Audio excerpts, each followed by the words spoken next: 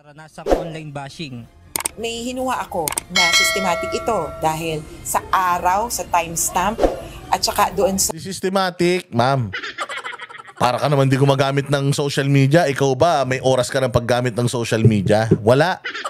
Siyempre, pag gising ang taong bayan, putay na nakaganon sa social media na makikita yung mukha mo. Putay na sinungaling to. O, di ba? Kayo naman ang gumagawa niya sa sarili ninyo eh.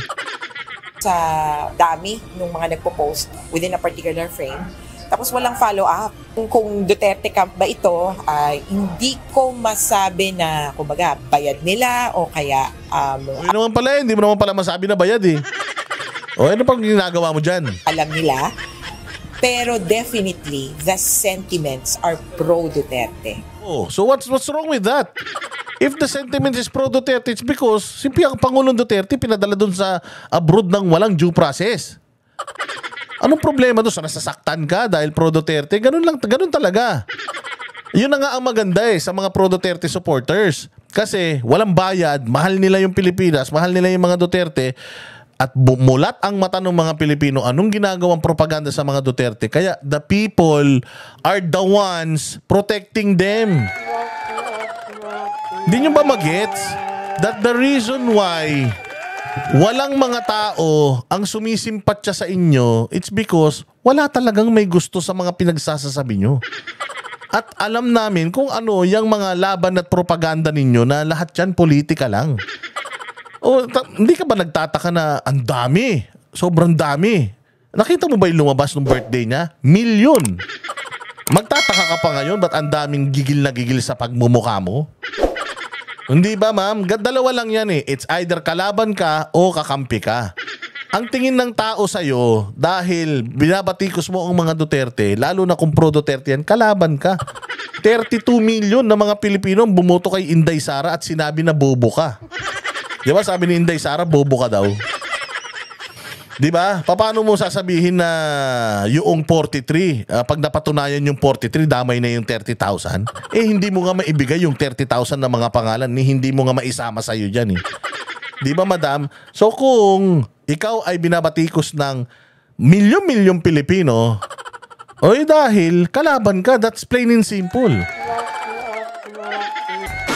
Ayun! Magandang hapon po sa inyong lahat. Ito na naman po ang pinaka-paborito ninyong fake news peddler. Oo, fake news peddler sa balat ng YouTube. Mabuhay. Kamusta naman po ang inyong mga buhay-buhay? Another day, another fake news from yours truly, Boss Dada TV. Ayan, maraming salamat po sa lahat ng inyong pagtangkilik sa mga peking balita na ipinalalabas natin. Again, disclaimer lang, ito pong channel na ito ay for entertainment purposes. Wala po tayong silbi sa buhay. Tayo po ay walang kwentang tao. Huwag niyong pakikinggan, i-like at i-share niyo lang. Ito pong ating channel ay walang basihan. Ang ating pong channel ay puro katarantaduhan lamang. Hindi po tayo nag-research, hindi po tayo under oath, at wala po tayong mga materyales na ginamit. Ito pong lahat ng ating sasabihin dito ay para sa inyong katuwaan lamang. Kaya huwag niyo seryosohin yung mga masyadong seryoso sa buhay dyan. Oo, ingat-ingat lang. Baka kayo ay mapunta sa langit-langitan Oo, baka kayo ay mapunta sa emergency room. Masyado kayong serious.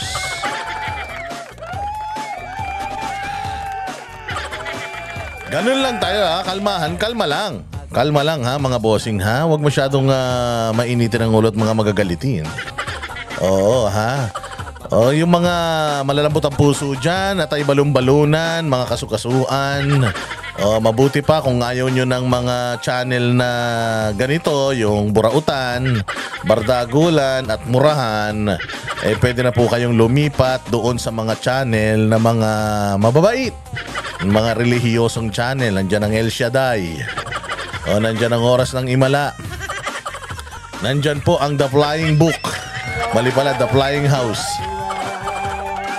May manood din po, pwede din po kayo manood ng mga cartoons. Ayan, o kaya online din po ngayon, naka-livestream po yung lamay ng kapitbahay namin via St. Peter. Pwede nyo na pong puntahan. Tahimik po doon. May mga nag-iiyakan lang mangilan-ngilan. Dito sa channel natin, rambulan talaga dito. Asarang malupitan. Kapag kapag malambot ang puso mo, hindi ka dapat dito. Pero itong channel na to para lamang sa talagang matitibay ang loob. Ang puso, isip at diwa ay para sa bayan. Kailangan ikaw ay ito po ang channel ng mga Banateros Imbornal. Yung mga Banateros na nakatira sa Imbornal. Ito po yung aming channel. Dito po kami nagkakatuwaan, ganyan. Kaya wag na kayo magalit. Marami naman channel dyan, papanoorin ninyo. Panoorin nyo na lang yan. Dito pabayaan nyo na to sa amin. Pabayaan nyo na sa aming mga malulupit na mga Banateros at DDS supporter itong channel na ito. Dahil kung ikaw kawatan, ikaw ay magnanakaw, ikay sindikato, ikay mambubudol, ikay kuratong baliling, ikay sinungaling, ikay mang-uumit, ikaw ay may masamang pakay sa bayan Pilipinas, ikaw ay kurakot, ikaw ay ganid sa kapangyarihan at ganid sa pera ng taong bayan. At kung ikaw ay lumalabag sa karapatang pangtao, ikaw ay demonyo, ikaw ay Judas, ikaw ay Satanas, mabuti pa. Magmano ka na, lumipat ka na ng channel. Dahil sigurado sasakit ang inyong mga puso. At ang inyong mga isip. Baka hindi pa kayo makatulog, atakihin pa kayo sa puso niyan. Another day, another kulitan. Salamat po sa lahat ng mga nanood ng huling video natin. Walang kwenta yung video na yon. Banta kayo pinanood nyo pa. Ang galing-galing nyo talaga. Hindi, alam nyo, talagang sabi nila, Boss Dada, Israel. Iran ka ng Iran. Fake news nga. Kayo naman, Alam ko si Netanyahu taga-Israel. Fake news nga kayo talaga, hindi kayo marunong sumakay. Pagpasensyaan nyo na paminsan-minsan. Kasi tayo, wala tayong listahan. Ako ganyan kasi ako gusto ko organic. Pag nag-vlog ako, wala akong listahan, wala akong kung ano-anong tinitingnan-tingnan dyan. Meron lang akong materyales na ipiniplay na nire-reactionan ko. Reaction puros kabulastugan. Sabi ko nga sa inyo dito sa channel natin, lahat ng mga bad news gawin nating funny news. Kailangan ma-entertain kayo. Ang importante, masaya tayo pagkatapos ng show. Pagkatapos itong ating live vlog, vlog na ito, pagkapanood nyo, yung nakangiti pa kayo mga 30 minutes after. Tsaka ito yung channel na wala tayong keme. Wala tayong keme. Ito ang channel na galit. Wala naman sigurong galit na hindi nagmumura. Kaya dito yung mga taga-simbahan, kumbento, yung mga anak ng yung mga anak ng mga pare, hindi kayo pwede rito kasi mga sakristan. Bawal kayo rito, ang babait nyo pa naman. Yung mga bait-baitan diyan, ingat lang. Baka mapunta kayo sa langit-langitan mga animal. Larga. Ganyan lang din sa channel natin. So nagbabalik tayo sa ating studio.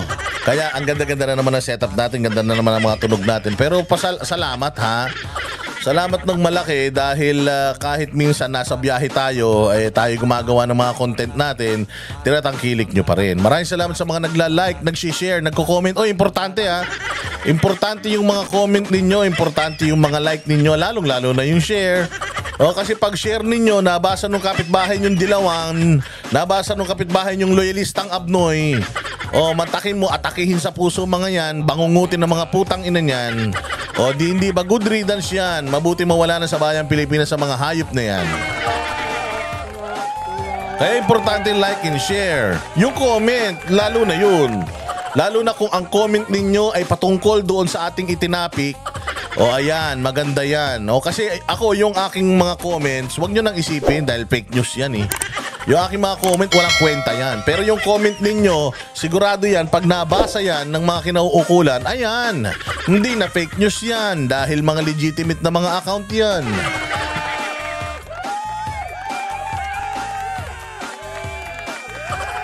Oh, hindi ba? O kaya ayan, ano ba ang ating mga pag-uusapan ngayong araw na ito? Naku po, malupit ang ating mga pag-uusapan mga bossing.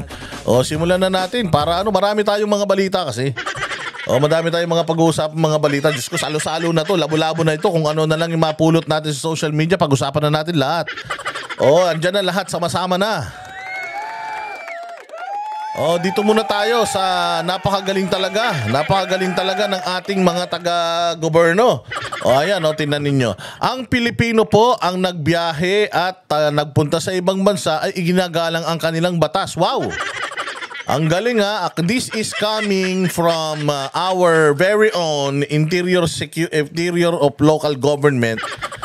Interior Secretary John Vic Remulla. Kasi di ba natatandaan ninyo, merong isang vlogger na gumawa ng kabulastugan dito sa Pilipinas. Hanggang ngayon nandito pa, putang ng swerte, palakpakan. Dayuhan to Dayuhan to, hindi to Pilipino, pero hanggang ngayon nandirito pa. Bakit? May due process. Ang galing. Kapag foreigner may due process. Pero pag hindi foreigner, wala due process. Pero pag si Pangulong Duterte, kahit Pilipino, kahit dating presidente, ipinatapon sa isang bansa, sa isang korte na wala namang jurisdiction sa atin. Tas gagawa ng mga dahilan, gagawa ng mga bubutasin ng batas. Sasabihin na hindi kasi meron tayong treaty with Interpol. So yun, kapwa natin Pilipino, ipinamigay natin, pero itong kolokoy na ito, putangin na hanggang ngayon, pinapalamon natin sa preso. Taxpayers money. Ang nagpapalamon sa putangin na nito, hanggang ngayon, nandirito pa sa atin. Nasaan ang hustisya?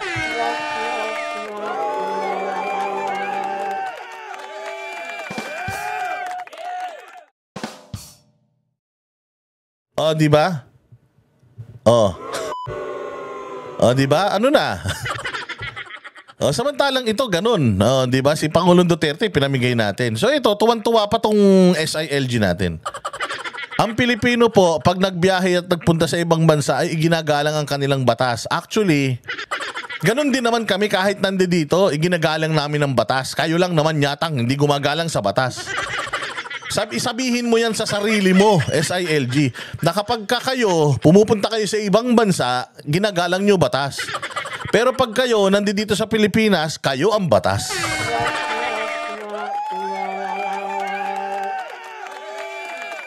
Ang Pilipino po, pag nabiyahe ay bihirang-bihira ang kasuhan.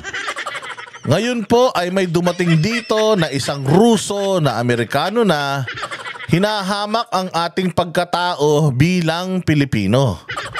Ay, paano kaya yung isang Pilipino na hinahamak yung kapwa Pilipino? At ang pinakamasaklap, dating presidente, ipinadala mo pa sa ibang bansa para mabulok sa kulungan. Anong tawag doon? Actually, mas okay pa yan eh. Mas okay pa yung ganyan eh. Ibang lahi yung bumababoy sa atin. Kesa naman, pare-parehas ng lahi, binababoy, sarili nilang lahi, sarili nilang konstitusyon, binaboy nila, mas inano pa nila, mas sinunod pa nila yung konstitusyon ng iba. Hindi po namin siya i-deport. Wow. Mananagot siya sa batas dito sa Pilipinas. Wow. Ito ay ehemplo na sa sariling bayan natin, hindi tayo magpapabastos sa kanila. Wow. Ang lupit ng mga binitawan mo dito, SILG Remulla. Totoo ba to? Baka naman mag-retract ka na naman ha. Baka naman pag pinatawag ka na naman sa Senado, sabihin mo na naman, ay wala akong sinabing ganyan. Hindi ko sinabi yan. Ganito ang sinabi ko. Ikaw pa naman inuknukan ng sinungaling mo. Hindi daw siya i-deport, mananagot siya sa batas dito sa Pilipinas. Ayun naman pala si Pangulong Duterte. Saang batas lumabag si Pangulong Duterte? Sa batas sa ibang bansa o dito sa Pilipinas? Kung dito siya sa Pilipinas gumawa ng kabulastugan, bakit wala siyang kaso sa Pilipinas? Hindi naman siya lumabag sa batas sa ibang bansa. Bakit nandun siya sa ibang bansa? At doon nakakulong. Ayan, ito ay ehemplo na sa sariling bayan natin, hindi tayo magpapabastos sa kanila. Wow! Hindi tayo magpapabastos sa kanila. O papaano kung yung ginawa ninyong pambabastos sa dating Pangulong Duterte? Kaya nga tayo pinapasok ng mga ganitong tao. Kaya tayo pinapasok ng mga bastos sa Pilipinas na mga ibang lahi. Bakit? Kasi tayo eh. Sarili nating mamamayan, binababoy natin eh. Dating presidente, binastos ninyo eh.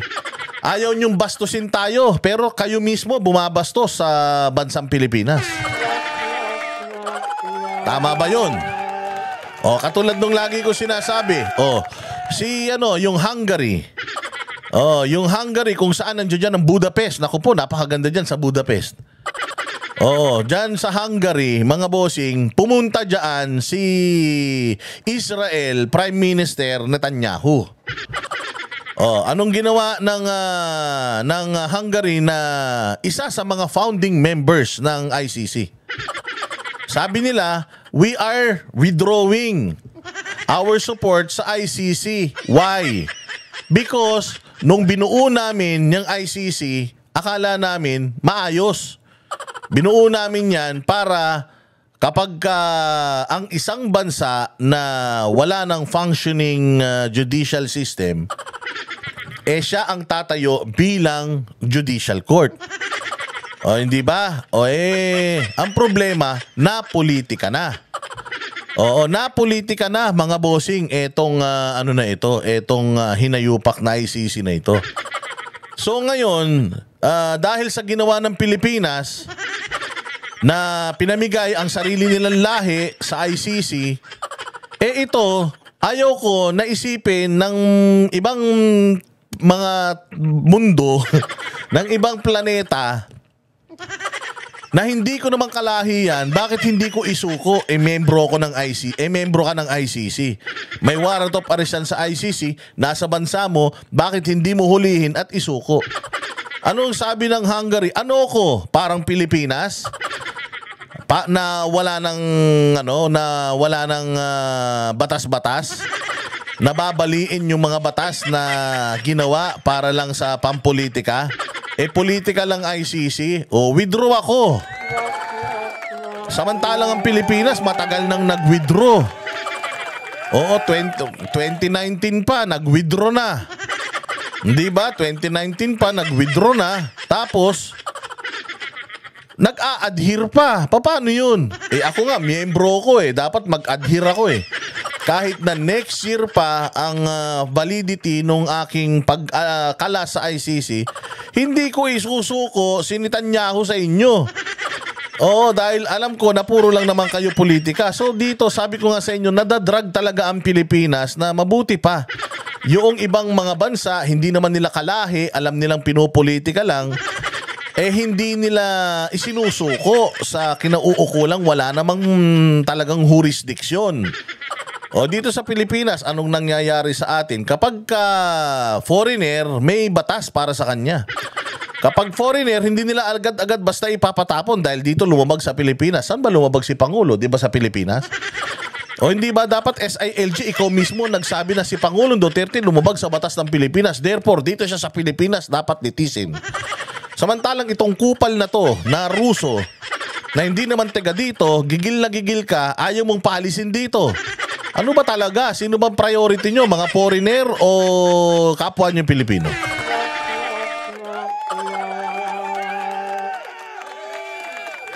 Kaya nga sana pumunta dito sa Pilipinas si Prime Minister Israel, Prime Minister Netanyahu. Para malaman natin kung talaga bang bilog ang mga betlog neto nila Rimulya at isusuko ba nila itong si Netanyahu sa Interpol. Tingnan natin kung gagamitin ba natin ang pera ng taong bayan sa pag-adhere dyan sa ating treaty o partnership with Interpol. Gagamit din ba tayo ng pera natin, ng eroplano natin, ng piloto natin, ng pulis natin, ng sundalo natin, para talagang kasi mukhang tayo sa crime against humanity. Mukhang tayo'y talagang gustong-gusto nating makisali sa crime against humanity at ayaw natin ng crime against humanity. Oo, kaya ganyan na lang ang ginawa natin kay Pangulong Duterte. Pakinggan ninyo pakinggan ninyo itong balitang ito patungkol diyan sa Tolonges na 'yan. At tingnan ninyo kung paano tayo binabastos nitong mga ibang lahi dito sa sarili nating bayan. It's because tayo mismo magkakababayan, binababoy natin yung sarili natin. O kaya siguro itong mga foreigner na nagpupunta rito, they think they can do what they want kasi nga sarili nating kalahi, tinatraidor natin. O hindi ba?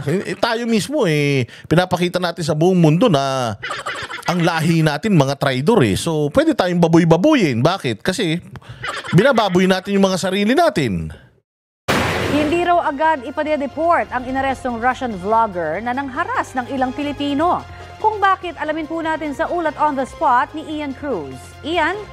Yes, Connie, mananatili sa kustodiya ng Bureau of Immigration ang Russian vlogger na dinakip ng mga otoridad kamakailan. Sabi ni Interior Secretary John Vic Remulla, bilang undesirable alien, may kapangyarihan ng BI na i-hold sa kanilang kustodiya ang Russian vlogger na si Vitaly Dorovetsky. Ani Remulla, hindi agad siya i-deport para harapin ang mga reklamong inihain sa kanya.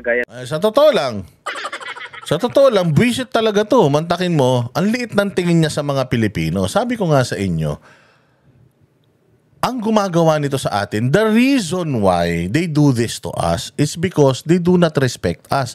Sino ang dapat magpapakita sa mga ganitong tao that we need to be respected? Tayo mismo, we need to tell them that we need to be respected. Sabi ko nga sa inyo, nakita nila sa mga pinanood nila sa mga balita, ay talaga sa Pilipinas ganun. Sarili nilang lahi, tinraidor nila. Walang kwentang mga tao to. Etong bansa na to, kaya naman pala hindi na umunlad. Puro politika. Etong bansa na to, puros kabulastugan lang nangyayari rito. Mantakin mo, majority ng mga tao rito uses social media, YouTube and Facebook and TikTok. So if ako, gusto ko magpasikat, pupunta ako ng Pilipinas kung sikat akong TikToker. Pero irerespeto ko ba tong mga to kung sila mismo hindi sila nagrerespetuhan? Hindi ba? Ganun yung minsan iisipin ng ibang mga tao kaya ayan, ganyan, nambababoy tong ulol na to. Sabi ko nga sa'yo, kung ako ginanyan to, sasapukin ko talaga to Utangin na nito, kahit magrambulan kami nito, kahit gaano kalaki to, mabugbog ako nito, pero sigurado ako kakagating ko sa mukha ito Tayo papayag na ginaganito lahi natin ng ibang lahi. Pero dapat, bago tayo mag-demand ng respeto sa ibang lahi, tayo muna dito sa Pilipinas, magrespetuhan.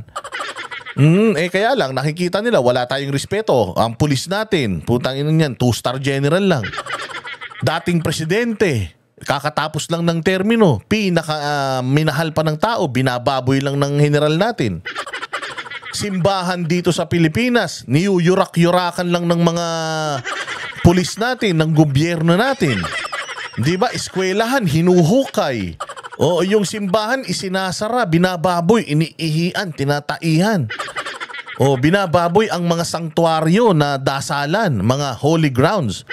Sabi ko sa inyo, sa Israel, lahat ng mga holy grounds dyan, protected.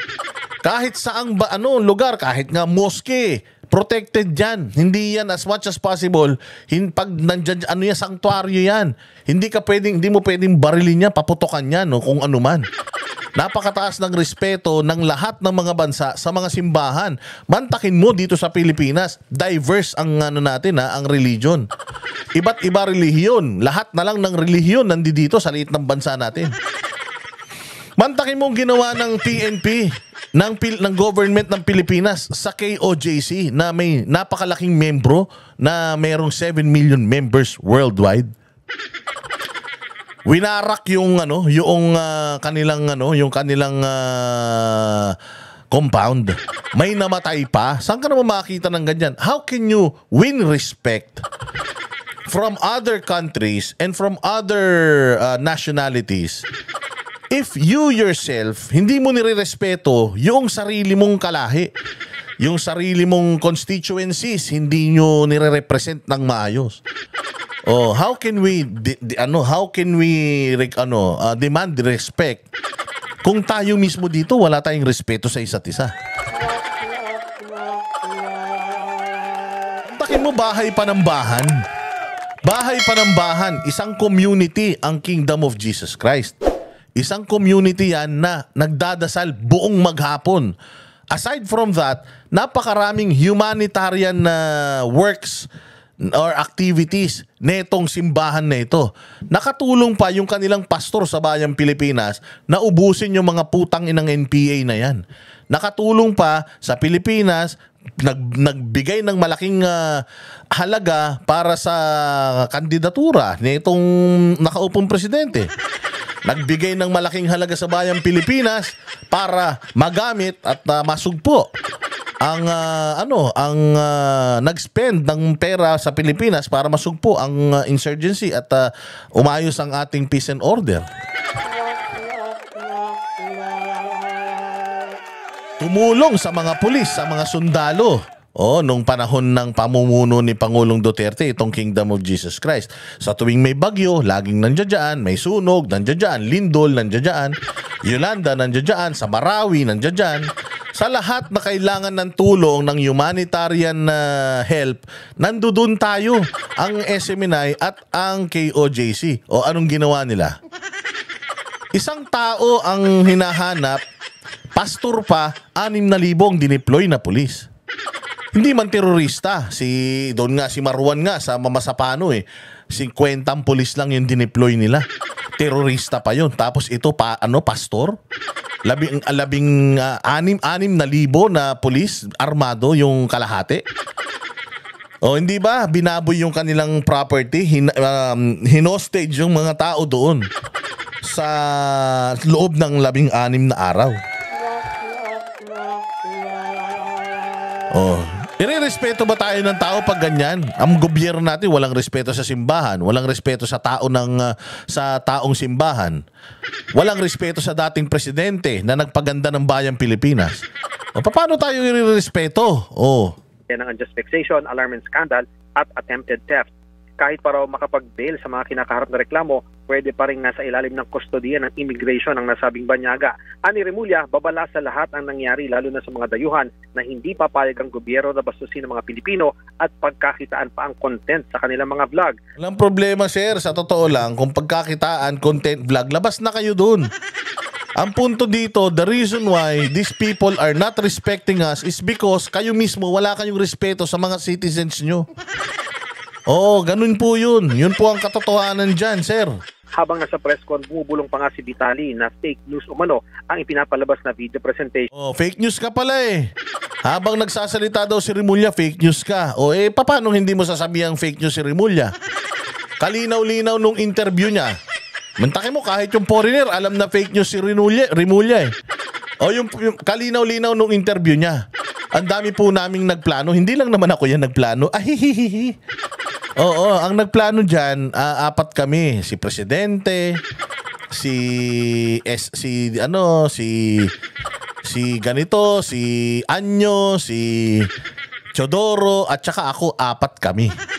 4 kami. Hindi ba kalinaw-linaw? Kaming 4 ang nagplano. Hindi lang naman ako ang nagplano. Nung tinanong siya, anong pinagplanuhan nyo? Wala kaming pinagplanuhan. Hindi ko sinabing nagplano kami. Nagkwentuhan lang kami tungkol doon sa Hong Kong. Pero huling-huli mo na, nagsisinungaling pa. Nung sabi ng foreigner, sir, fake news ka. Alam nung foreigner na fake news si Remulla. Nagalit ba si Remulla? Yan ang sinasabi ko sa inyo Hindi pa masabi ni Remulla ang buong detalye sa pagkatao ni Vitali, pero ang alam daw niya, may ibang bansa na itinuturing na persona non grata ang Russian. Patuloy din daw ang paghahanap ng mga otoridad sa kumukuha ng video na kasama ni Vitali para maging siya ay maipagharap ng reklamo. Isa sa ilalim daw sa tactical interrogation ang nasabing Russian. Tactical interrogation? Putang ina, vlogger lang, tactical interrogation. Baka spy na naman yan. Baka Russian spy na naman yung palalabasin nyo dyan. Anak ng tinapay naman talaga. Ewan ko. Gulo-gulo na ng bayang Pilipinas. Di ba? Respect begets respect. Sabi nga nila, respect is being given, not being demanded. If you want to be respected, If you want to be respected, you need to also respect yung mga taong gusto mong irespeto ka. Di ba? Palakpakan. Ano pa balita? Eto, nakauwi na po si VP Sara. Nakauwi na si VP Sara Duterte sa Pilipinas. Sa magandang balita yan. Ibig sabihin, kung siya ay nakauwi na, ay ayos na yung legal team ni Pangulong Duterte dyan sa The Hague. Palakpakan natin. Ready na si VP Sara na harapin ang kanyang mga dapat harapin dito sa Pilipinas. Ready na ba kayo? Yun ang tanong. Hindi ba? So, makakapangampanya na rin si Pangulong Inday Sara. Pangulo, grabe naman. Si pangalawang Pangulong Inday Sara Duterte. Sana lang talaga sumama si VP Sara sa lahat ng mga caravans, ng mga meeting de avance at mga sorties ng PDP laban. Sure ball na tayo, pero kung si VP Sara ay sasamahan tayo, ay mas lalo pa tayong lalakas. Mas lalo pa tayong talagang iboboto ng taong bayan. Inday Sara is the key. The reason why itinapon nila si Pangulong Duterte, it's because ang lakas na ng PDP. Sasamahan pa ni Duterte sa mga rally. Kasi si Duterte, magnet yan ng mga Pilipinong nagmamahal sa bayang Pilipinas eh. Nakita nila yung dami ng tao nagpunta sa Cebu. Nakita nila yung dami ng tao na nagpunta sa Hong Kong.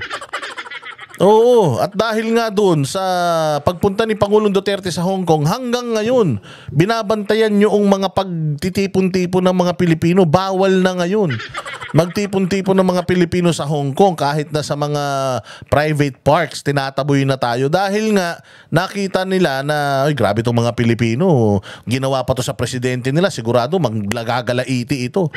Mantakin mo yung presidente nila dati, nagpunta rito, pinasalamatan nila, iniiyakan pa nila, sumilip lang sa bintana, nagiiyakan yung mga tao. Mahal na mga Pilipino, tapos ipinatapon ng Pilipinas sa ibang bansa.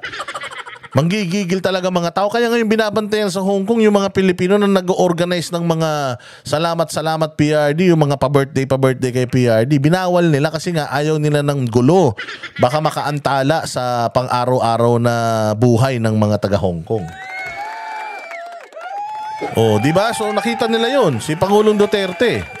Talaga sabi ko nga sa inyo, itong bansa natin ngayon with what they did to PRRD. Talagang inilagay ni Bongbong Marcos ang bansa natin sa kahihiyan dahil dito sa pangtatraidor na ginawa niya. Now, VP Sara is back and VP Sara is here in the Philippines now to face all his detractors. And siyempre sana para samahan ang buong PDP laban sa buong kampanya. Isang buwan na lang ang kampanya. Ang bilis na lang. Ilang araw na lang mula ngayon. Botohan na ng mga OFW. Although may protesta sila Jimmy Bondoc na wag ituloy ang online voting at sana ay yung manual voting na lang ulit. Mas okay yun. Sana talagang manual na lang muna ulit para sa mga OFW. Ayan so pakinggan natin ito pag-uwi ni VP Sara. Balik Pilipinas na si Vice President Sara Duterte mula sa The Hague, Netherlands. Mag-aalas 10 kagabi nang dumating siya sa bansa ayon sa Office of the Vice President. Sabi ng OVP, nasa magsasalita ang bise tungkol sa ilang mahalagang issue sa mga susunod na araw. Nang makausap ko ang bise nitong Sabado, sinabi niyang Kauwi na pala si Maris Umali. Buti naman Maris, umuwi ka na. Pinalitan na nila. Alam mo, tinan mo galit ng mga tao sa mainstream media. Alam mo, nakakalungkot pa din na binabastos itong mga media na to kahit kabastos-bastos sila. Pero nakakalungkot pa rin na inilagay ng mainstream media yung mga sarili nila sa ganitong posisyon. Dati, pag nakakita tayo ng media, kaway tayo ng kaway, ay, gumaganon tayo sa camera. Ngayon, iniiwasan na yung mainstream media. Why? Masyado silang naging partisan Masyado silang sumali sa politika. Dating gitna lang sila. Ngayon, alam mo na talagang nasa gobyerno na sila. Kaya nga sabi ko, GMA at saka TV5 at saka ABS-CBN, magpa-accredit na kayo sa gobyerno para nakalagay na rin state-sponsored or state-managed media outlet kayo. Again, walang naninira sa mainstream media. Ang sumira sa mainstream media, sarili nila.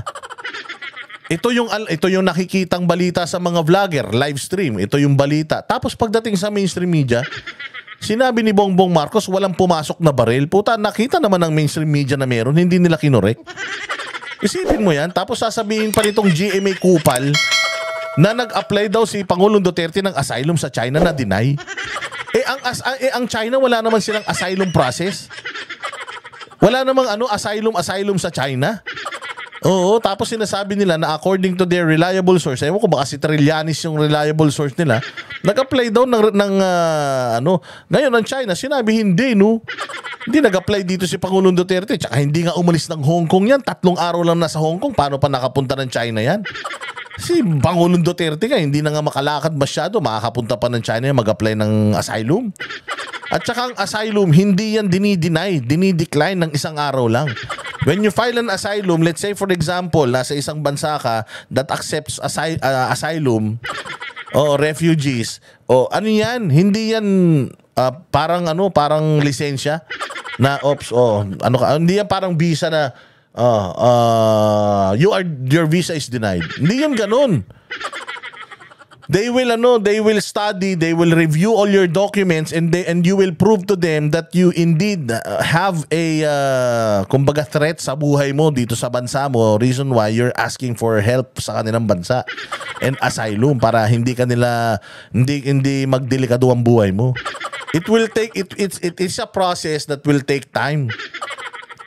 Tapos ang sinabi ng GMA, nag-file ng at dininay ng China. Kung di ba naman gago to mga putang ina, tapos ngayon magagalit kayo na yung mga Pilipino tinatawag kayong bias at fake news.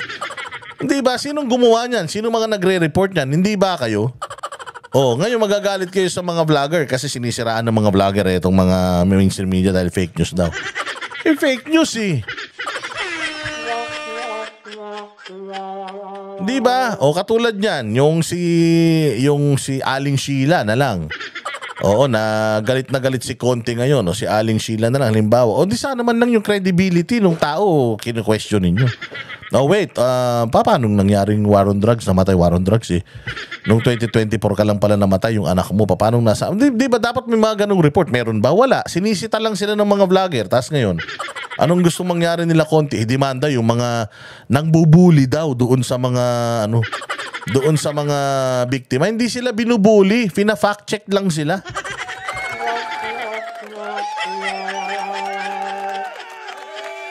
Tinitingnan lang po kung ito bang mga namatay na ito ay talagang biktima. Baka naman mamaya, pusher talaga. Adik talaga, magnanakaw talaga, nanlaban talaga. Ba't natin sinisisi sa gobyerno? Ganun lang yun. Kasi pagdating sa korte, ganun din ang gagawin ng korte dyan.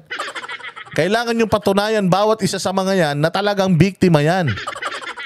Dahil kung hindi, mapapahamak kayo. Kaya lang ang problema, wala pa sa korte. Naglalabas na ng number, sinasabi na ganito, na ganyan, parang kriminal na kagad si Pangulong Duterte, di nga nagre-reklamo si Duterte. Na hindi pa man siya guilty beyond reasonable doubt sa any court dito sa Pilipinas. Kung akusahan nyo, parang siya na pumatay sa mga yan eh. Tapos ngayon, pagka sinisita kayo ng mga supporter ni Duterte, nagagalit kayo. Wag ganon, kasi kayo rin, grabe rin kayo mangbash sa mga Duterte. Hindi naman kayo pinapansin. Labanan lang yan ng propaganda at ng content. Nagpo-propaganda ang komunista, magpo-propaganda rin tayo para sa Pilipinas. Ilalabas natin na mali yung sinasabi nila. Yun naman talaga dapat eh.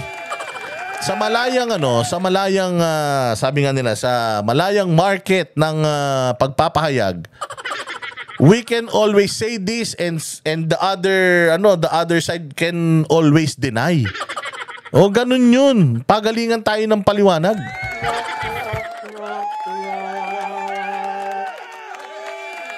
Kung hindi mo gusto yung paliwanag ko and other people like yung paliwanag ko, di ibig sabihin, let's agree to disagree. Kaya wag ka dito sa channel ko. Ganun lang yun. Maraming naniniwala sa akin eh. Ilan lang kayo hindi naniniwala. Ano magagawa ko? Di ba? Baka pare-parehas kami ng takbo ng utak, kaya nagkakaintindihan kami. Iba takbo ng utak niyo. Kaya ganun yan. So, ayan na nga. Yan ang sinasabi natin dito kay BP Sara. Yan na nga, nandito na siya. Lumabas na siya. Ang O noong Biyernes, hindi na siya umaasa na makakakuha ng hustisya para sa ama mula sa pamahalaan ng Pilipinas. Pero pwede aniyang makabuo ng batas o mga panuntunan para hindi na ito maulit sa sinumang Pilipino. Sinusubukan pang puna ng pahayag ang Malacanang tungkol dito. Si dating Pangulong Rodrigo Duterte ay nahaharap sa kasong Crimes Against Humanity sa International Criminal Court. Ilagay nyo, GMA, Crime Against Humanity, 43 deaths in 9 years. Ilagay nyo. Crime Against Humanity, War on Drugs, 30,000. Mantakin no, hindi nyo kino-correct yung mga tapapatutsada sa mga Duterte about war on drugs at about crime against humanity. Dapat tinatawag 43, tapos 30,000. Ano na? Yun ang dapat na pag-usapan natin, yung fake news na ikinakalat na 30,000 yung namatay sa war on drugs ni Pangulong Duterte. Well, in fact, dito sa Pilipinas, ni isang kaso walang final kay Pangulong Duterte. So, walang proof tungkol doon sa 30,000 na yun. Sa ibang bansa naman na may kaso siya, 443 yung numero. O hindi ba fake news yung 30,000? Tama, mali. O kasi kung hindi fake news yung 30,000, di sana 30,000 deaths. Nakalagay pa sa warrant of arrest. Meron siyang rape, torture. Ha? Rape at torture. Tapos pagdating dun sa binasaan siya ng sakdal sa ICC, 43 na allegedly criminals yung namatay. Kaya nga sabi ng ibang bansa, paano yun? Iyon ang trabaho ng isang presidente, ang patayin or habulin in the process, mamatay yung mga kriminal, ganun talaga, kriminal Trabaho yun ng isang law enforcer Ang magpatupad ng batas at hulihin ng mga lumalabag sa batas. Kung yung lumalabag sa batas, bumunot, mamili ka, ikaw o siya. Buti na lang, yung mga pulis natin may training, nakakauna sila. Yung iba naman talagang sinalvage, ayun. Yun. Pagka ganon, guilt is personal. Yun yung sinasabi ni Pangulong Duterte na saklaw ko kung ikaw ay gumanap ka sa iyong tungkulin bilang isang pulis, binunutan ka, napatay mo, sinagip mo sarili mo, kasama mo ko dyan. Pero kung ikaw pulis, bata mo to, yan ang runner mo dahil ninja cops ka, tapos pinatay mo, sinalvage mo, ibang usapan na yun. Ano yun? Guilt is personal. Ikaw na ang gumawa niyan, ikaw ang managot dyan, hindi mo yan pwedeng ipasa sa akin. Kasi hindi ko sinabi sa inyo na pagpapatayin ninyo lahat ng mga asset ninyo. Ang sinabi ko, patayin ninyo kapag ka nanlaban. Sige, pwersahin nyo manlaban. Kung hindi nyo manlalaban, ba't nyo papatayin? Nakalagay na nga doon, patayin nyo pag nanlaban. Ngayon, pwersahin nyo manlaban. Di ba? I-ano ninyo. Kumbaga, asarin ninyo para manlaban. Kung di nanliban, buhay siya. Pag nang-agaw ng baril yan, patay siya. Ganun lang yun. Walang masama sa ganun para sa akin, lalo na para sa kriminal. Para sa kriminal, kung halimbawa ako, hindi ako kriminal. Kahit asarin mo ako ng asarin, hindi ako papalag. Bakit? Hindi ako kriminal kung yan, kriminal yan, inasar mo, binunutang ka, patay siya. Ganun lang yun. Kailangan natin ng kamay na bakal, mga bossing. Samantala, naglunsad ang Bayan Muna ng kampanya. Naglunsad ang Bayan Muna. Sabi ko nga sa inyo, Bayan Muna, komunista. Sino ba may sabi? Sasabihin nyo na naman, red tagging. Hindi red tagging yun. Si Joma Season mismo ang nagsabi na ang Bayan Muna at ng mga Makabayan Black ay legal front ng CPP-NPA. Hindi ba? Hindi nyo nga kinukundina yung gawain ng mga NPA Di ba sinasabi nyo pa nga sa mga interview ninyo na okay lang maging makakaliwa di ang ibig sabihin, kayo mismo ang nagsasabi na okay lang na tawagin kayong mga komunista. Hindi red tagging yun. Ayaw nyo ma-red tag kayo, pero pinagtatanggol nyo yung gawain ng mga komunista. Anong klase yan? Kayo pa ngayon ang biktima. Sa dami ng mga inabuso, mga na-recruit na mga estudyante, lumaban sa gobyerno, kayo pa ang biktima. Tapos etong mga to, kita mo, Bayan Muna ang nag-o-organize sa kanila. Kaya sinasabi ko sa inyo itong mga Bayan Muna Makabayan, galit na galit yan sa mga Duterte. Bakit? Inubos ang lahi nila niyan nung panahon nila Naubos halos yung mga komunista, yung mga NPA, ang dami nagsisukoy. Kaya ngayon, wala na sa kapangyarihan si Pangulong Duterte. Ayan na naman sila. Bubudulin nila itong mga tao na ito. Gagamitin yung kanilang mga pinagdadaanan kuno. O para guluhin ang bayang Pilipinas. O para guluhin ang gobyerno. O ngayon, naipakulong nila si Pangulong Duterte, tuwan-tuwa sila. Pa-impeach na si VP Sara sa Congress, tuwang-tuwa sila. O kayo, natutuwa ba kayo? Na yung kalaban ng gobyerno, ngayon nagpapatakbo na sa gobyerno. Dapat yun ang ating iniiwasan.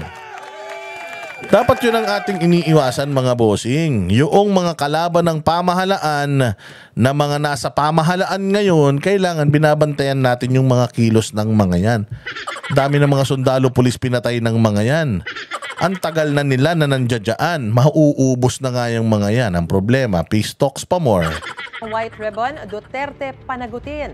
Panawagan nila ang hustisya para sa mga biktima ng war on drugs. Apelan ng grupo sa Administrasyong Marcos, protektahan ang mga biktima ng extrajudicial killings at kani-kanilang pamilya. Proteksyonan ang mga biktima ng extrajudicial killings? Wala nga kayo mailabas na mga pangalan kung sino-sino yung mga biktima ng extrajudicial killings. 30,000 yan, hindi nyo may... Mantakin mo 30,000 yung namatay, ilan yung nandiyan dyan? Wala pang 20. Yan ang sinasabi ko. Puro propaganda. Puro pag-blow up ng mga numero para magmukhang totoo. Eto namang media, putang ina, alam na nila nakatarantaduhan, binibigyan pa nila ng media mileage, tapos magagalit kayo. Kapag galit na galit sa inyo yung mga tao dahil sa mga ibinabalita nyo, mantakin mo bayan muna. Legal front ng CPP-NPA.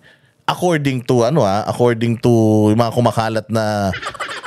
kumakalat na mga chismisan sila di umano ay konektado sa CPP-NPA. Mantakin mo, i-quote mo sila. Mantakin mo, bigyan mo sila ng media mileage. Anong tawag sa'yo? Di parte ka ng propaganda nila. Di ikaw mismo yung nagpapakalat ng propaganda ng mga komunista. Ano tawag sa'yo? Di komunista ka na din. Kung ang Pilipinas, yung decision maker ng Pilipinas, nanggagaling yung kanyang desisyon sa advice ng mga makakaliwa, anong tawag sa Pilipinas? Kung sinusunod ng presidente yung gustong mangyari ng mga komunista, anong tawag sa Pilipinas? Anong tawag kay Presidente Marcos? Ang tawag sa Pilipinas, komunista na. Kasi nga, yung utos ng komunista, yun ang ginagawa ng presidente. Di ba? Anong tawag sa atin? Walang ang communism is a way of life. Marami nga mga bansa na komunista Hindi masama yan. Alam mo kung anong masama? Yung komunista ka, tas dinideny mo na komunista ka.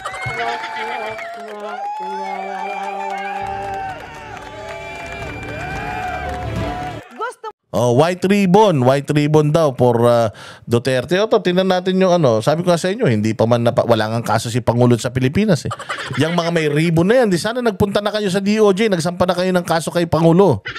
Wala kayong sinasampang kaso, tapos gusto nyo mabigyan kayo hustisya?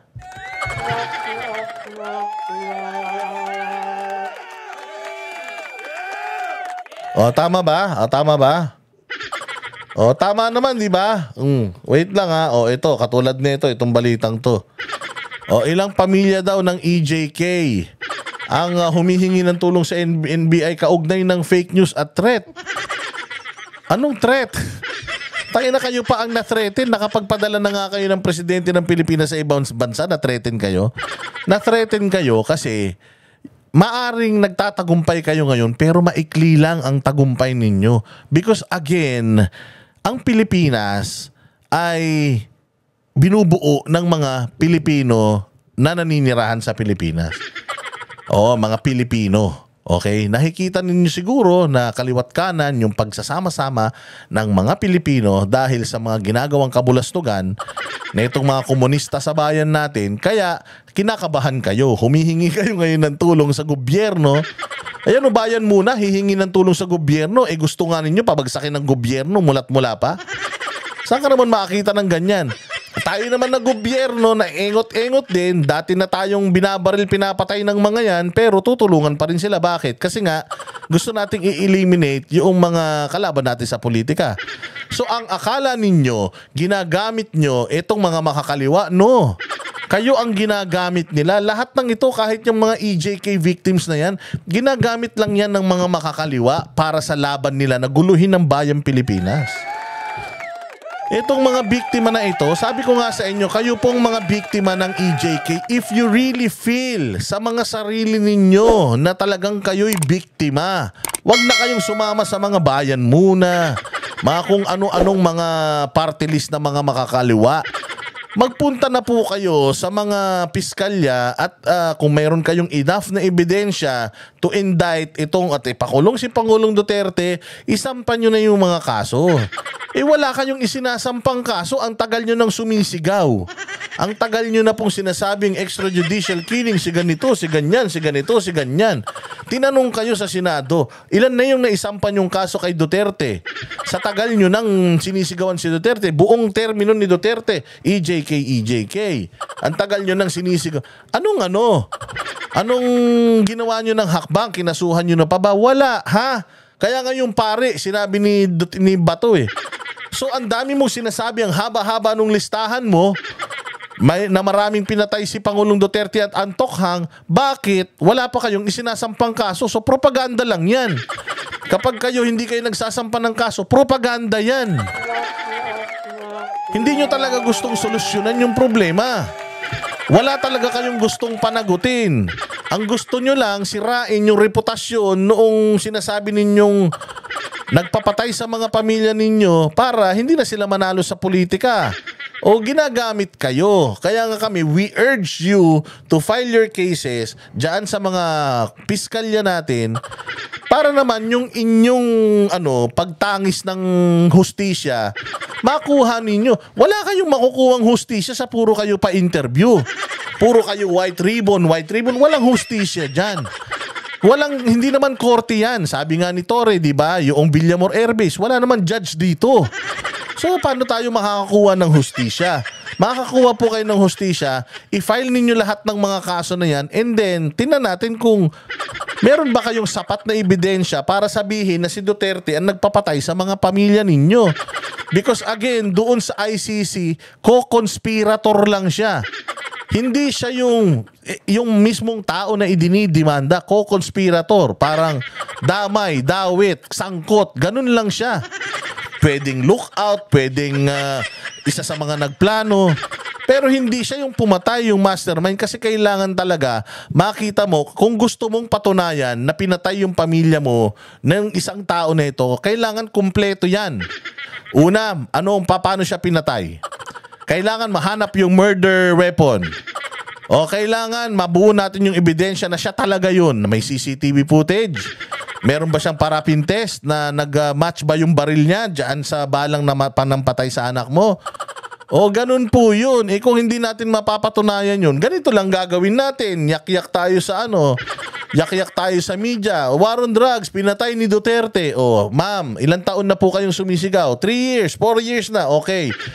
Nakakuha na po kayo ng hustisya? Hindi pa. O paano po kayo makakakuha ng hustisya? Puros lang po kayo protesta. Irekta na natin, demanda na natin.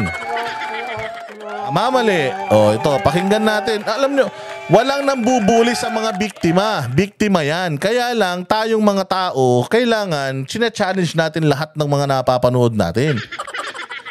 Ang tagal nyo na kami niloloko 30,000 ng 30,000 yung biktima 43 yung nasa ICC.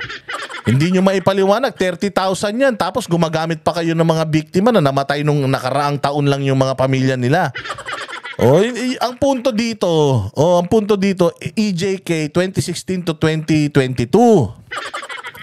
So lahat ng mga namatay, pinatay ng mga ni Pangulong Duterte noong 2016 hanggang 2022. Dapat doon tayo nakafocus. Ilan ba 'yon at paano natin mapapatunayan na siya talaga 'yun? Hindi ba? Kayo talaga Hindi binubuli yung mga Pero hindi binubuli yung mga biktima. Pero ito ang punto. Yung biktima pumupropaganda. Oh, di ba? Sa media, sumisigaw. Sa mga social media, sumisigaw. So, syempre, magre-react yung tao. Magre-retaliate. O, paano nyo ngayon? Ganyan, ganyan. So, tatanungin sila. Wala silang masagot. Para sa kanila, binubuli nyo kami. Kami na yung biktima. Kinakawawa nyo pa. Punta kami sa NBI. Magdidemanda kami. Anong demanda ron? Fake news at threat pa yung ididemanda nyo. Fake news at threat. Sino ba nanakot sa inyo? At saka ano ng fake news? Eh kayo nga yung may 30,000 tapos doon sa ICC po 43. O hindi ba? So questioning talaga ng tao yan. Kayo nagsasabing 30,000 ang pinatay sa war on drugs tapos pag nag-rally kayo wala kayo 50. Oh, sino na ngayon nagsasabi ng totoo? Sino ang fake news? Sino ang nagpo-propaganda? O, pakinggan natin yung reklamo nila. Yung pagkakaaresto kay dating matapos po yung pagkakaaresto kay dating Presidente Duterte, nakaranas po yung aming mga kliyente ng bashing. Oh, normal po yun. Normal yun. Bakit? Wala ni isang kaso si Pangulo sa Pilipinas. 30,000 EJK victims. Pagdating sa ICC, 43. Abay, magagalit ang Pilipino talaga sa inyo. Nakita nyo ba kung gaano karami yun lumabas para pabalikin si Pangulong Duterte sa Pilipinas? Hindi nyo pwedeng takutin yung lahat ng mga lumabas na yan at gigil na gigil sa inyo. Dahil sa pamumulitika nyo, nandoon ang Pangulo natin sa Pilipinas na ang ganda-ganda ng ginawa sa bayang Pilipinas. Ako, I'm always thankful kay Pangulong Duterte dahil ang dami niyang mga panukala na nakinabang ako ng husto. Napakarami kong pinakinabangan sa mga panukala ni Duterte. So, hindi ko siya iiwan. So, alam ko na nagsisinungaling ka, ate. Alam nga namang kampihan kita. Eh, si Presidente Duterte ang daming ginawa sa bayang Pilipinas. Alam nga naman ipagkanunuko siya tapos kampihan kita. Dahil lang namatayan ka ng isang anak na nakipaglaro sa apoy. Nakipaglaro sa apoy, in what sense? Putang ina, adik eh. Pusher eh. Sinabi ng bawal eh. Sinabi na nga huwag makikipaglaro sa apoy dahil mapapasok ka eh. Tinuloy pa rin nila o ano nangyari sa kanila, hindi ba? So, mas importante ba yung buhay nila kaysa sa buhay ng mga lumabas na ilang milyong Pilipino para pabalikin si Pilipinas? Sa Pilipinas si PRD, hindi lang sa Pilipinas, kundi pati sa ibang bansa. O, ilan lang kayo. Ibig sabihin, kayo-kayo lang naniniwala sa sarili nyo and majority of the Filipinos believe na si Pangulong Duterte just did his job. O, alam ninyo, huwag kayong sumama sa mga ganyan kung ayaw ninyo magdelikado. Ganun lang po kasimple yun. Hindi kayo tinatakot. Walang nananakot sa inyo. People are just questioning yung kredibilidad ninyo. Di ba? Yun lang yun. And if you feel threatened dahil kine-question yung mga kredibilidad ng mga lumalabas dyan at nagsayaw-yaw, kasi it still boils down to one thing. May kaso na ba kayo? Wala. O kung wala naman pala, anong problema natin? O sino ngayon ang may problema? Hihingi kayo ng hustisya. Hustisya. Paano kayo hingi ng hustisya? Hindi naman kayo nagpapail ng demanda sa korte. Doon nyo na makukuha yung hustisya na hinahanap nyo kung talagang totoo yung pinaglalaban nyo. Intimidation, vilification, at pinalalabas na sila ay mga nagsisinungaling at mga bayarang biktima. Hustisya lamang ang Oh, ganun din naman. Kayo rin naman, ang sinasabi din naman ninyo, bayaran din ng mga vlogger. Wala naman kayo ebidensya. Sinasabi nyo, bayaran ganito. Sabi ko nga sa inyo, natawag pa kaming pogo vlogger, narco vlogger. Wala namang ebidensya tungkol dun. Nagagalit ba kami? Hindi naman. Tuloy-tuloy lang kami sa ginagawa namin. O, huwag kayo magalit. Huwag kayo magalit kasi pumupropaganda kayo, eh talagang may counter-propaganda sa inyo. O if you call it that way ha, for the lack of better term. Kung may sasabihin kayo sa media, which is, subject yan to criticism, ayun, the moment that you presented yourself sa media, subjected na po kayo to public criticism. Kaya huwag kayo mag-iinarte. Ginusto nyo yan eh. Lumabas kayo sa media eh. Tapos pag sinita kayo, iiyak kayo. sigaw ng mga kaanak ng mga biktima. Ngunit sa ngayon, nagiging tampulan pa umano ng fake news patungkol sa kanilang kaanak na nasawi sa madugong Katulad niyan. Paano ka naman hindi matatawa kasi? Ang dami ng mga tao na nagsabi na, ba't ako nandiyan dyan sa picture ko, buhay pa ako. Andito lang ako sa abroad, nagtatrabaho, nasama ako dyan. Di ba? O yung isa naman, paano nadama ito? Hindi naman yan ganun. Paano nadama ito? Ano yan? Namatay lang last year, di na presidente si Pangulo last year. Paano nadama ito? Namatay ito sa ganito. Namatay sa hazing yan. Pinatay ni Pemberton yan. Paano nadama yan dyan sa EJK? Nakikita niyo yung ibig namin sabihin? Kayo mismo ang gumagawa ng mga kabulastugan na yan, tapos pag sinita kayo ng matatalinong mga Duterte supporters, magagalit kayo, iiyak kayo, magdidimanda kayo. Ayusin nyo yung buhay nyo. Ayusin nyo yung script nyo kasi. Magtayo kayo ng GC. I-verify nyo muna. Bawat lalabas yung mga balita. Alam nyo naman na matatalinong mga Duterte supporters alam nyo naman na magagaling kami. Makikita namin yung mga matanlawin kami hindi namin kasalanan na matalino kami, tapos kayo, bara-bara kayo. Basta lang kayo may presentang picture, putang ina niyan. Kahit naman yung picture na yun, hindi naman pala kasali. Tapos magagalit kayo ngayon na fina-fact check kayo. Sa korte po, meron kang 10 ebidensya. Isa lang dyan ang pekein mo. Puta, lahat ng ebidensya mo, wala na yan. Peke na lahat yan. Yun yung tinatawag na kumbaga reputasyon. Kung ano yung reputasyon mo. Ganun po yan. Kayo talaga, kampanya kontra illegal na droga ni dating Pangulong Rodrigo Duterte. Kung kaya kanina, nagtungo sila sa tanggapan ng National Bureau of Investigation Cybercrime Division upang humingi ng tulong para matukoy ang mga nagpapakalat ng fake news online. Kailangan pa naming lumapit sa NBI para tulungan kaming tukuyin kung sino yung mga basher namin.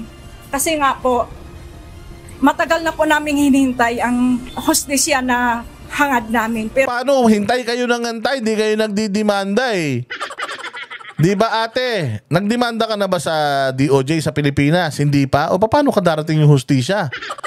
Para kang nag-aantay ng jowang darating na hindi ka naman nag-aayos sa sarili mo, hindi ka naman naghuhugas, naliligo, nagsusuklay, hindi ka naman naghihilod. Paano ka maliligawan pag ganyan? Kayo talaga Pero ganun pa man, mas malala din ang naranasan namin sa mga basher namin. Ang panawagan lang po namin ay hustisya, pero ang hustisya. Walang hustisya pag sumigaw ka ng sumigaw sa TV. Wala. Kahit anong hustisya isigaw mo, puta, magkanda paus-paus ka hanggat hindi mo sinasampay ang kaso, wala kang hustisya makukuha. Ate. Ate. Yun lang sa akin, ate. Bago mag-makeup at saka mag-lipstick. Isip-isip din. Paano kung hustisya? Putang ina. Nagdemanda ka na? Hindi pa. Paano ka magkakahustisya? Baka naman mauna pa yung hustisya nyo dyan sa reklamo nyo sa NBI, yung mga bashers nyo.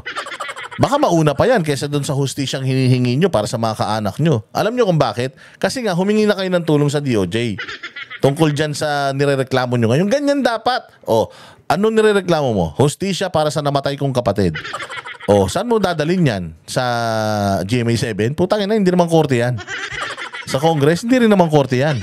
Dalhin mo sa proper na lugar, makakakuha ka hustisya. Bukas din. Ganun yun. Ginagawa nila pambabaligtad sa amin. Gagawan kami ng fake news, ima-manipulate yung videos namin, yung images na hawak namin at sasabihin.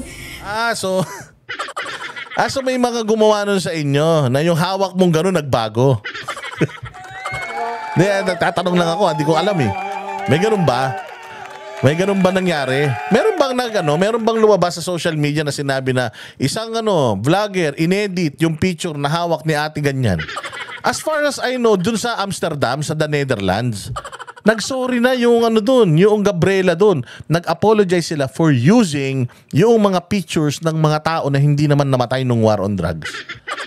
So it means to say, yung mga mata ng Duterte supporters, magagaling talaga. Mantakin mo. Gabriela, napaamin mo na gumagamit sila ng pictures na hindi naman talaga namatay nung war on drugs. Yan yung sinasabi natin, ate. Meron nang napatunayan yung mga Duterte supporters. Kayo wala pa. Bakit? Kasi nga, puros lang naman kayo mamidya. Nagpapagamit kasi kayo sa mga party list na yan. Yung party list na yan, katulad yan, si Atty. Conti, abogada yan. Nag-file na ba kayo ng kaso or sinabihan na ba kayo ni attorney na mag-file tayo ng kaso para makakuha tayo ng hustisya? Hindi kayo makakakuha ng hustisya sa kakapa-interview. Hustisya ninyo manggagaling po yan sa justice, hustisya. Meron po tayong judicial system, justice system. Meron po niyan. Baka lang po hindi nyo alam. Peke, yung hawak naming mga litrato. Hindi lahat kayo. Hindi naman lahat kayo. Baka yung ilan, umamin na nga yung iba sa inyo eh. Alam mo, sino nagfa-fact check dyan sa mga ipinipresenta ninyo sa media? Yung mga kapitbahay nila mismo. Yung kapitbahay ni Aling Sheila, yun mismo nagsalita, yung anak mo. Hindi yan namatay ng war on drugs. Kasalanan namin yun. Kayo talaga Sa mga ang problema kasi, kung legitimate yung iyong panawagan, ate, halimbawa, legitimate naman talagang sinalvage yung kapatid mo. Let's say, for example, legitimate talaga yan. Pumapayag kayo na may mga kasamahan kayo dyan na itinanim nila na hindi naman pala talaga EJK. Dapat nga magalit kayo. Bakit naman kasi ganun, ma'am? Yung sinama nyo kasama namin dito sa picture, hindi naman pala kasali yan eh. Bakit nyo pa nilagay dyan? Dapat nga kayo magalit sa sarili ninyo eh. Kasi kahit legitimate yung pinaglalaban nyo, pag pinasukan kayo ng ganyang propaganda, wala na nangyayari. Lahat kayo po nadadamay. So hindi kasalanan ng mga Duterte supporters na nagiging palpak yung presentasyon ninyo because peke talaga. Sabi nga nila, pag nagsisinungaling ka, mahuhuli at mahuhuli ka. Pero pag nagsasabi ka ng totoo, wala kang kakaba-kaba. biktima, kasama rin sa humingi ng assistance sa NBI si International Criminal Court o ICC Assisting Counsel Attorney Maria Cristina Conti dahil sa nararanasang online bashing. May hinuha ako na systematic ito dahil sa araw, sa timestamp, at saka doon sa... Systematic, ma'am. Para ka naman di gumagamit ng social media. Ikaw ba, may oras ka ng paggamit ng social media? Wala. Siyempre, pag gising ang taong bayan, putay na nakaganon sa social media na makikita yung mukha mo. Putay na, sinungaling to. Di ba? Kayo naman ang gumagawa niya sa sarili ninyo eh. Sa dami ng mga nagpo-post within a particular frame. Tapos walang follow-up. Kung Duterte camp ba ito, hindi ko masabi na, kumbaga, bayad nila o kaya... Hindi naman pala, hindi mo naman pala masabi na bayad eh. Ano pang ginagawa mo dyan? Alam nila. Pero definitely, the sentiments are pro-Duterte. So what's wrong with that? If the sentiment is pro-Duterte, it's because simple ang Pangulong Duterte pinadala dun sa abroad ng walang due process. Anong problema doon? Nasasaktan ka dahil pro-Duterte? Ganun talaga. Yun na nga ang maganda sa mga pro-Duterte supporters. Kasi walang bayad, mahal nila yung Pilipinas, mahal nila yung mga Duterte, at bumulat ang mata ng mga Pilipino anong ginagawang propaganda sa mga Duterte. Kaya the people are the ones protecting them. Hindi nyo ba magets that the reason why walang mga tao ang sumisimpatya sa inyo, it's because wala talagang may gusto sa mga pinagsasasabi nyo. At alam namin kung ano yung mga laban at propaganda ninyo na lahat yan politika lang. Hindi ka ba nagtataka na ang dami? Sobrang dami. Nakita mo ba yung lumabas ng birthday niya? 1,000,000. Magtataka ka pa ngayon ba't ang daming gigil na gigil sa pagmumukha mo? Hindi ba, ma'am? Dalawa lang yan eh. It's either kalaban ka o kakampi ka. Ang tingin ng tao sa'yo, dahil binabatikos mo ang mga Duterte, lalo na kung pro-Duterte yan, kalaban ka. 32 million na mga Pilipino bumoto kay Inday Sara at sinabi na bobo ka. Di ba sabi ni Inday Sara, bobo ka daw? Di ba? Paano mo sasabihin na yung 43, pag napatunayan yung 43, damay na yung 30,000? Hindi mo nga maibigay yung 30,000 na mga pangalan, hindi mo nga maisama sa'yo dyan eh. Di ba, madam? So kung ikaw ay binabatikos ng milyon-milyong Pilipino, dahil kalaban ka, that's plain and simple. At lahat ng ito ay mga legitimate accounts. taxpayers, voters, Filipinos. O may nakita ka bang nagbabash sa'yo na ang pangalan Abdul Aladin Kulapu? O mga Vietcong yung pangalan, Thailander na pangalan? Wala. Puros mga Pinoy, may mga muka pa. O so hindi troll yan. Mga Pilipino talaga yan. Galit lang talaga sila sa'yo. At, ma'am, wala kang magagawa. Kung magalit sila sa'yo because saklaw yan ng freedom of expression. So long as hindi ka nila sinasaktan, hindi ka nila pinipisikal, dinidetret, pasok pa yan sa malayang pagpapayag. Bawa sinabi ko sa'yo, ayaw ko sa'yo. Ayaw ko sa mukha mo. O hindi kita gusto. Sinungaling ka. O, pag sinabi ko yon, that's within my right. Oo, that's within my rights. May S pala yon. O di ba? O bisita ko sa mukha mo eh. O at hindi kita iboboto, ang bayan muna ay hindi ko iboboto as party list, plain and simple. O baka naman magalit ka pa sa akin. Dahil sinabi ko yan, kayo talaga masyado kayong kutis masyado kayong kutis sibuyas. Pero ang titigas naman ng mga mukha ninyo na hindi pa man tapos yung kaso kay Duterte, putangin na, siya na may kasalanan sa lahat ng krimen sa buong Pilipinas. Abogado pa man din kayo. Presumption of innocence. A person is innocent until proven guilty. Sinabi pa ni Atty. Conti na ang pagtutol ng mga pamilya ng drug war victims sa paghingi ng interim release ng dating Pangulo ay posibleng maging batayan ng ICC para sa kanilang desisyon patungkol dito. Katulad niya. Di kayo talaga nag-iisip. Kaya sinasabi yan kayo ni Inday Sara na bobo kayo eh. Yung mga biktima dito hihingi sa ICC ng itigil yung interim release. Ha? Complainant ba kayo? Kasama ba kayo sa 43 na nandito na mga tao na inirereklamong pinatay ni Duterte? 43 Siyempre sasabihin nyo, hindi po. Pinagbibintangan lang po namin siya. Ay putay na, paano ka magkakaroon ng boses? Di ba? Paano kita pakikinggan? Hindi ka nga kasali dito. Nakikita nyo yung ICC, napakaselan nila. Ini-screen nila pati testigo. Kailangan nilang i-screen na yung testigo ba talagang involved dito sa dito sa mga sinasampang kaso kay Duterte. Kung hindi, uwi. Ganun dun. Hindi yun basta katulad dito na puta hingi kami ng petisyon. Nek-nek nyo. Walang petisyon na painggan ng ICC. Nandun na rules na nila yung gagana dyan. Oh.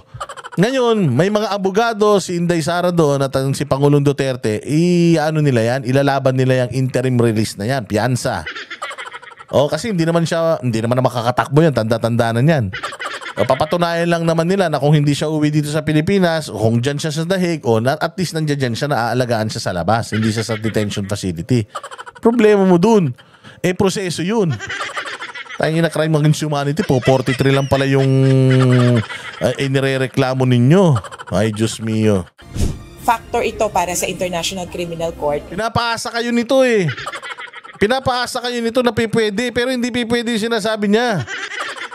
Na yung petisyon ninyo, pakikinggan doon, hindi pipwede yun. Hindi kayo kasama sa mga nagdemanda eh. Yung mga tao na yan, hindi yan kasama doon sa 43. Na i-reject or i-deny ang kanyang request o kaya i-limit ang kanyang request kung papayagan man Kung papayagan man. Sabihin mo sa mga tao mo na imposible yung sinasabi nila. Pwede yung sinasabi mo, depende kung gaano kalakas yung claim ninyo. Si Aling Sheila, pupunta ako doon. Gusto ko lang pong sabihin na wag nyong i-release yan. Bakit? Sino ka ba? Ako po yung isa po sa mga biktima. Talaga dito sa 43. Hindi po doon sa Pilipinas. Yung 30,000. Yung anak ko po namatay nung 2024. 2024? Di na ito presidente nun Iba na presidente nun basta. Hindi ba pwede yun? Importante para sa korte na maayos yung administration of justice. Kung ang paglaya niya, ang ibig sabihin ay may matatakot na biktima, may mamamatay na biktima, o... Paano may matatakot na biktima, may mamamatay na biktima? Diyos ko naman, nakita nyo na ba kung gaano binaboy ni Torre? Si Pangulong Duterte? Parang sinasabi nyo naman kasi sobrang kriminal ni Duterte. Parang sinasabi nyo sobrang sama ng ugali ni Pangulong Duterte. Paano nangyari yun? Nakita nyo wala siyang kalakas-lakas na isakay nga siya ng eroplano nang walang namatay na pulis. Kung yan, kriminal talaga yan, kung yan talaga, merong ano yan, may DDS yan, maraming namatay na pulis nung itinakbo siya sa dahig. Walang threat kay Pangulong Duterte, yan tanda na nung tao, kaya ang yabang-yabang ni Tory. Nahihilain ko yan, kakalad ka rin ko yan. Meron ba namang human rights violator na crime against humanity level na kaya mong ganun-ganunin? Tain na pinatay ka nun kung talagang kriminal yan. Nagsasasabi mo konti. Kitang-kita ng dalawang mata namin how helpless Pangulong Duterte was nung dinala siya sa ICC. Kitang-kita ng dalawang mata namin. Gaano siya ka-helpless, gaano siya kawalang kapangyarihan. Tapos sasabihin mo na pag lumaya siya, kasi baka magkaroon ng threat sa mga tao, patayin nyo. Oh, tangina niyan. Paano nga si Tory nga, ginawa nga siyang laruan eh. Noong pinadala siya sa ICC, ginawa nga tanga ng gobyerno natin. Paano mo sasabihin may mamamatay na mga biktima? Pinagsasabi mo, puros kayo propaganda, mga kapikian ninyo. Kaya witness, at yun ang importante, hindi papayag ang korte. Samantakin mo mamamatay yung witness. Nakita si Pangulong Duterte, binubuhat na nga. Paano pa makakapatayan ng witness? Di sana ngayon palang nangamatay na kayo. Di ba kung totoo yung sinasabi niyo tungkol kay Duterte na ganun siya kasamang tao, ba't buhay pa kayo ngayon? Kung talagang nililikidan ni Pangulong Duterte pati mga testigo, buhay pa kayo, nakakapalabas pa. Kaya nga lalakas ng loob nyo lumabas sa TV. Alam nyo hindi delikado eh. Kung delikado, hindi kayo maglalabas, magpi-face mask kayo, magbe-blur kayo ng muka. Di ba? Oh, pero the fact na lumalabas pa kayo sa TV, nagpapa-interview kayo, hindi kayo takot. Walang threat sa buhay nyo. Anong pinasabi nyong threat dyan? Walang iya. Oh, hindi kami tanga, katulad ng mga followers ninyo. Yan ang masakit na katotohanan. Hindi kayo mag-gain ng traction yung mga statement ninyo kasi nga hindi tanga Pilipino. Tangat bobo, mga aso lang ang makikinig sa inyo. Tala, positibo naman ang tugon ng NBI sa request ng mga pamilya ng drug war victims. Benedict Samson. Diba ilan lang yan? Di nga kayo makabuo ng 100, 200, 30,000 pa. Ay nako, Diyos ko po. Yan na naman, nagtapos na naman po ang ating Burautan session. Again, disclaimer lang po, huwag nyo po akong i-quote dahil ako po ay fake news peddler, wala akong kwentang tao, wala po akong ebidensya, hindi po ako under oath at wala po akong pang-iimbestiga na nagawa. Ako lang po ay nag-react para mapasaya ang ating mga viewers. Huwag kayong maniwala sa akin. Oo, pero kung nagustuhan nyo ito, i-like ninyo, i-share ninyo. Kung ayaw nyo, bahala kayo sa buhay nyo. Basta tayo dito, happy-happy lang. Tayo ay positive lang. Yung mga kupal dyan, bahala kayo, mamatay kayo sa inggit. See you again next vlog mga bossing. Salamat po sa like and share. Oy, thank you nga pala doon sa mga nagsusuper thanks ha. Maraming salamat sa inyong mga pagsusuper thanks at gagamitin po natin yan para sa kabutihan. I'll see you again next vlog.